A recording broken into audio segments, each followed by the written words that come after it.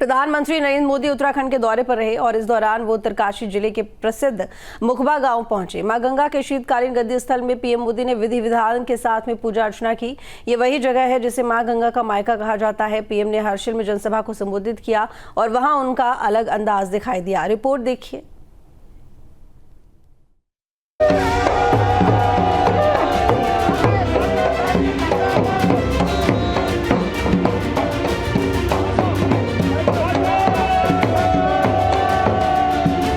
ये भी अनुभूति हुई कि जैसे मां गंगा ने मुझे अब गोद ले लिया है। माथे पर चंदन, हाथों में आरती की थाली और मन में मां गंगा के लिए अगाध आस था। एक बार फिर प्रधानमंत्री मोदी का देवभूमि प्रेम दिखाई दिया। पीएम मोदी उत्तरकाशी मां गंगा के मायके मुखबा पहुंचे और बड़ी तल्लीनता के साथ गंगा जी की पूजा अर्चना की। पीएम मोदी ने 20 मिनट तक मां गंगा की विशेष पूजा अर्चना कर आशीर्वाद दिया। इसके बाद पीएम मोदी ने हर्षिल की खूबसूरत वादियों को निहारा। बर्फ से लदी पहाड़ियों को देखकर पीएम मोदी बेहद प्रसन्न नजर आए। मुखबा मंदिर और हर्षिल व्यू पॉइंट से वादियों का दीदार किया गया।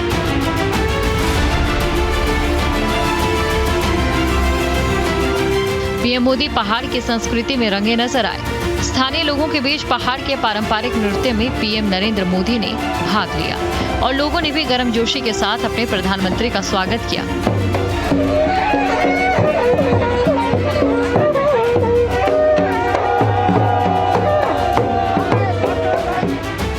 मुखबा के बाद हर्षिल में एक जनसभा को संबोधित किया।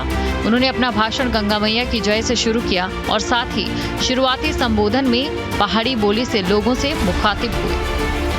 गंगा मैया की, गंगा मैया की, गंगा मैया की, भारत माता की। उत्तराखंड का म्यारा प्यारा भाई बहनों,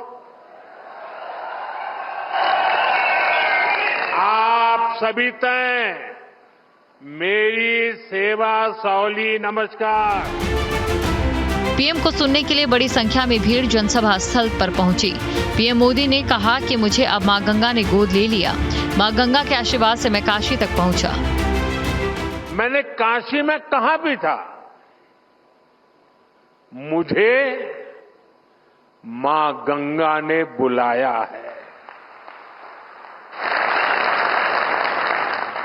और कुछ महीने पहले मुझे ये भी अनुभूति हुई कि जैसे मां गंगा ने मुझे अब गोद ले लिया है। ये मां गंगा की ही दुलार है। हर्षिल रैली में पीएम मोदी ने कहा कि सर्दियों में जब देश के बड़े हिस्से में कोहरा होता है, सूर्यदेव के दर्शन नहीं होते, तब पहाड़ों पर धूप का आनंद मिल रहा होता है। ये स्पेशल इवेंट बन सकता है। घड़वाली में इसे क्या घाम तापो पर्यटन कहेंगे। पीएम मोदी के कहते ही वहां सीटियां बजने लगी। सर्दियों में देश के बड़े हिस्से में जब कोहरा होता है, सूर्यदेव के दर्शन नहीं होते, तब पहाड़ों पर धूप का आनंद मिल रहा होता है। ये एक स्पेशल इवेंट बन सकता है। और गढ़वाली में से क्या कहेंगे? घाम तापो पर्यटन। सही है ना? घाम तापो पर्यटन। पीएम मोदी ने सीएम धामी से कहा कि सोशल मीडिया इन्फ्लुएंसर के लिए प्रतियोगिता आयोजित करें। उन्होंने कंटेंट क्रिएटर और सोशल मीडिया इन्फ्लुएंसर से भी अपील की कि वो उत्तराखंड के पर्यटन को बढ़ावा देने के लिए आगे आए। कॉर्पोरेट वर्ल्ड के साथी वे विंटर टूरिज्म का हिस्सा बने। मीटिंग्स करनी हो, कॉन्फ्रेंसेस करनी हो, एग्जीबिशंस करने हो, तो विंटर का समय और देवभूमि, इससे होनहार कोई जगह नहीं हो सकती है। मैं देश के युवा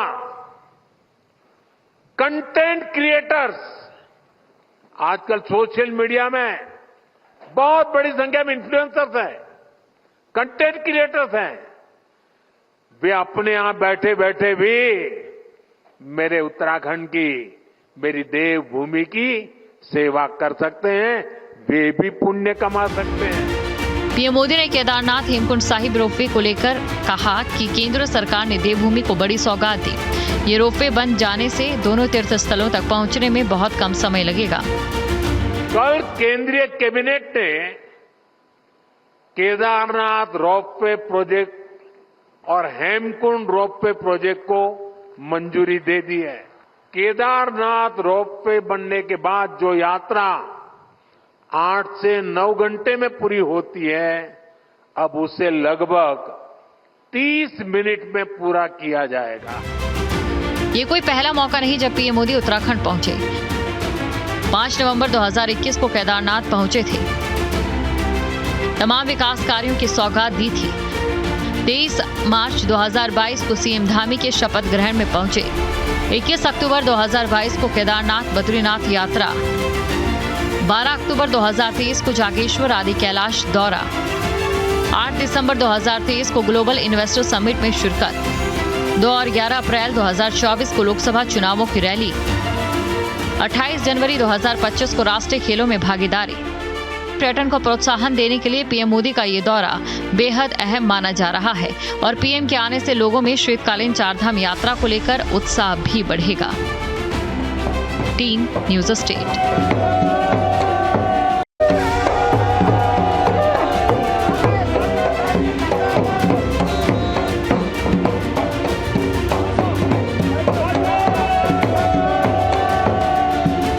ये भी अनुभूति हुई कि जैसे मां गंगा ने मुझे अब गोद ले लिया है। माथे पर चंदन, हाथों में आरती की थाली और मन में मां गंगा के लिए अगाध आस्था।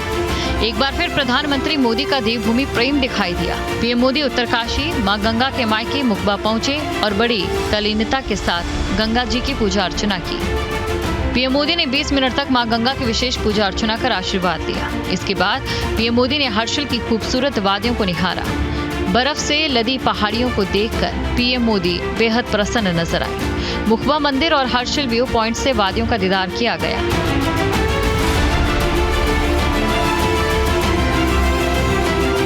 पीएम मोदी पहाड़ की संस्कृति में रंगे नजर आए। स्थानीय लोगों के बीच पहाड़ के पारंपरिक नृत्य में पीएम नरेंद्र मोदी ने भाग लिया और लोगों ने भी गर्मजोशी के साथ अपने प्रधानमंत्री का स्वागत किया।